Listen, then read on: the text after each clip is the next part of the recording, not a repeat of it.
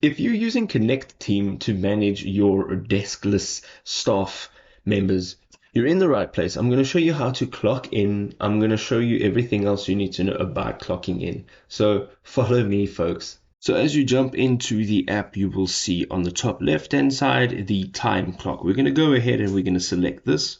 From here, there are a couple options, but the first thing we want to go ahead and do is tap on the Start button right in the middle of this page. You'll now have to choose a tag to clock in with. You'll see right at the top there is a timer, and this will start running the moment you start clocking in. You will also be able to see this right over here on the top of your page, which is your user page.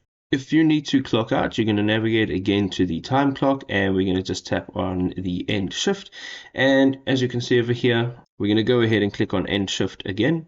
And this shift was now added to your timesheet. I'm now going to show you how to add shifts manually, and then I'm going to show you how to request an absence. The first thing we're going to do is go down to the bottom of this time clock page, and we're going to tap on add shift. Here you will add the necessary information, including the tag that it falls under, a start time as well as a start date, an end time and an end date. This will give you a total amount of hours, and additional to that you can add some information such as customer name and notes. We can now go ahead and click on the send for approval, and this will now need to be approved by a manager.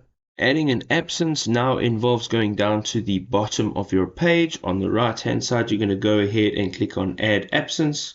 Again, you're going to enter the information that is necessary, such as the reason for your absence, if it's going to be an all day, and if it's going to be from a certain date to a certain date, and it'll also give you the total time that is requested in days and hours.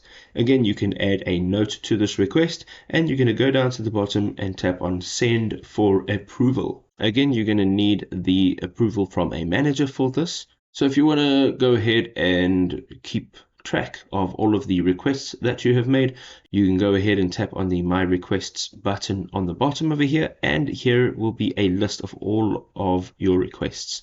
If this video was helpful, please do go ahead, drop us that big old thumbs up, and we will see you in another one. Peace.